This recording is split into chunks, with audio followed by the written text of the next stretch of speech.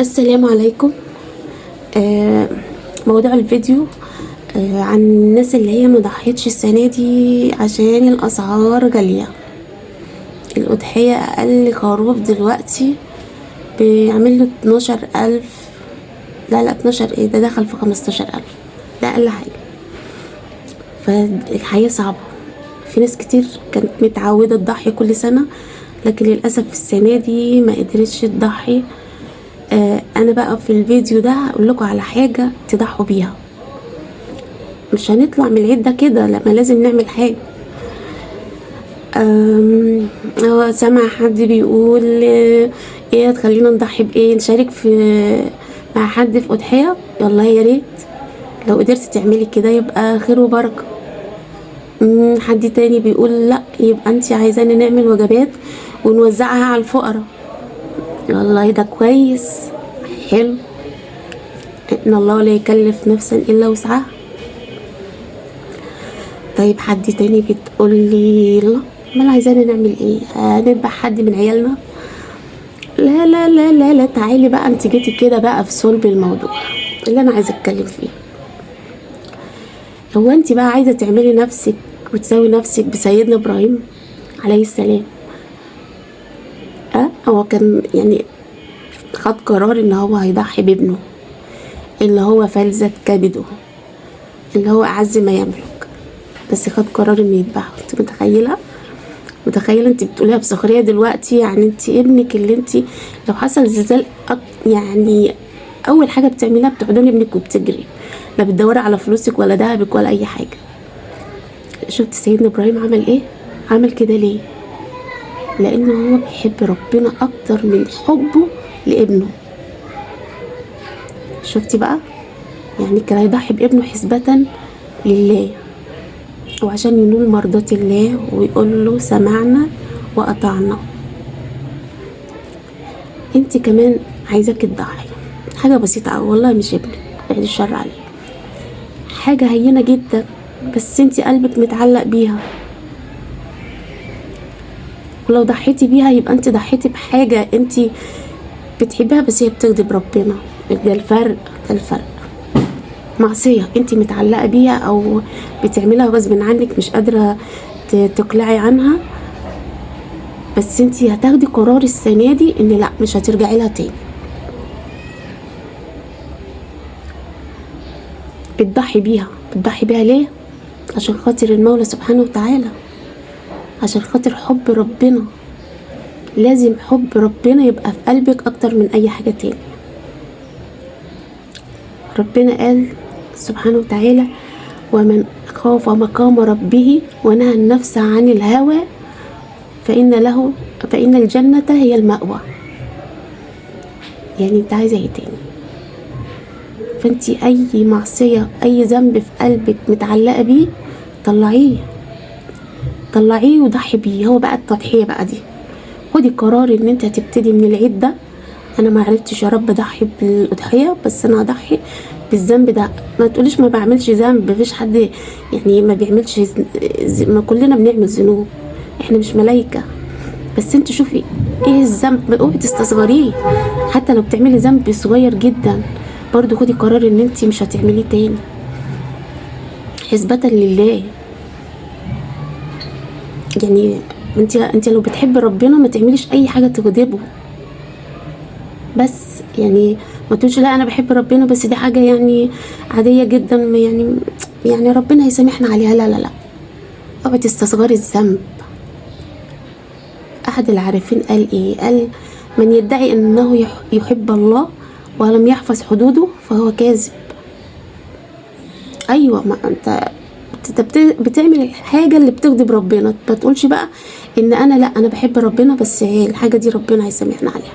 لا لا لا، مفيش الكلام ده. والرسول قال عليه الصلاة والسلام، صلوا عليه، قال ايه؟ لا يزني الزاني وهو مؤمن. اللي بيعمل المعصية ده بيبقى فين الإيمان في قلبه؟ لو في إيمان في قلبه مش هيعمل المعصية. فانت التضحية بقى اللي هتضحيها انك تتغلبي عن الحاجة الوحشة اللي انت بتعمليها، الحاجة اللي بتبعدك عن ربنا. خدي القرار ان انت مش هتعمليها تاني، ويا ريت بقى، يا ريت تبدليها بطاعة. يا سلام.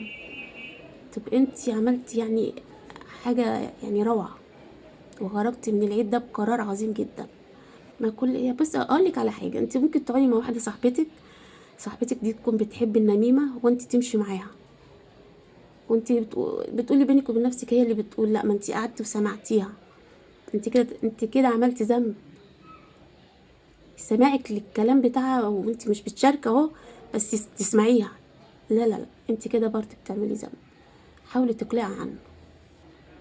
يبقى انت كده عملتي تضحيه بمعصيه ربنا ما بيحبهاش، حسبة لله.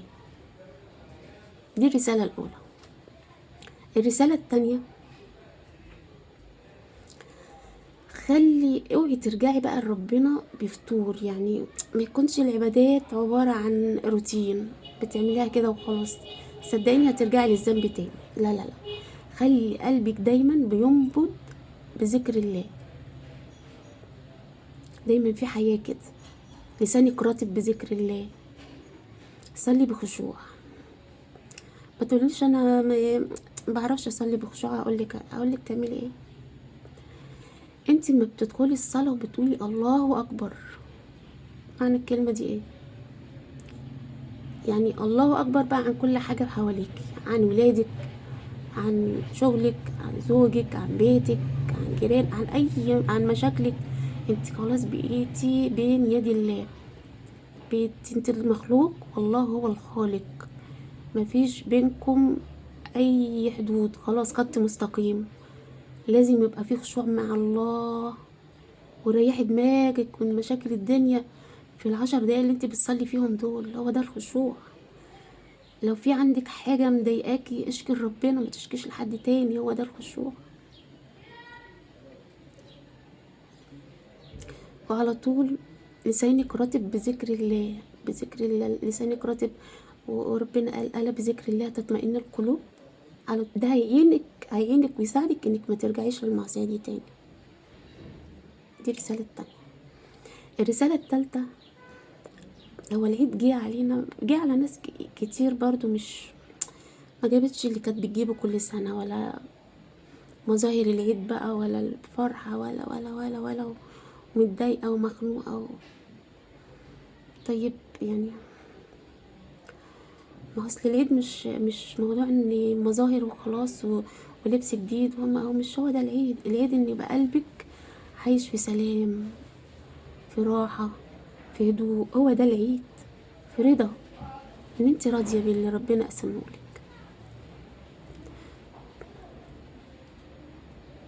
الرضا ده هو السلام النفسي، ان تحطي راسك على المخدة كده وانت لو حد ظلمك سامحيه. والله اسمعي مني، لو حد ظلمك سامحيه. مش عشانه هو، لا لا لا لا، عشانك انتي، عشان راحة قلبك، عشان قلبك ميبقاش مليان شحناء وبغضاء. سامحيه، والمسامح كريم. وحطي دايما في بالك ان العيد مش هو ده. خلي يقينك ان العيد خلي يقينك ان العيد هو يوم ان نلقى الله وهو راض عنا. يا سلام، هو ده العيد الحقيقي. اوعي تزعلي نفسك، اوعي تزعلي نفسك ان انت ما عيدتيش زي الناس اللي عيدت. راحتك النفسية اهم من اي حاجة. حاولي تسعدي، يبقى في يعني صالحي نفسك، صالحي نفسك واقعدي مع نفسك كده وقولي مفيش اي حاجة تستاهل، والعيد اللي جاي يبقى حلو، والعيد اللي بعده يبقى احلى. صدقيني الرضا هو السعادة، انك تكوني راضية على ربنا قسمهولك، هي دي السعادة. دي رسالتي التالتة ليك. 3 رسايل بسيطة، تذكريهم دايما. اوعي تطلعي من العيد ده من غير ما تضحي بالمعصية اللي بتغضب ربنا. تاني اقولها لك، اوعي تطلعي من العيد ده من غير ما تضحي بالمعصية اللي بتبعدك عن ربنا.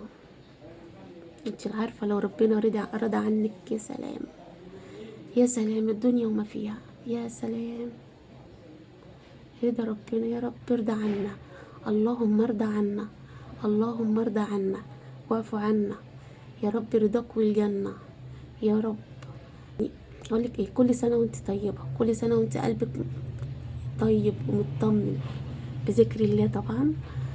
كل سنة وانت في طاعة. ويا رب عيد سعيد على الجميع، علينا وعلى الأمة العربية وعلى غزة سمعنا يا رب خبر حلو عن غزة يا رب. يا رب يفرحوا يعني فرحة ما تتوصفش يا رب. وعوضهم عن اللي هم شافوه يا رب، عوضهم عن اللي شافوه يا رب.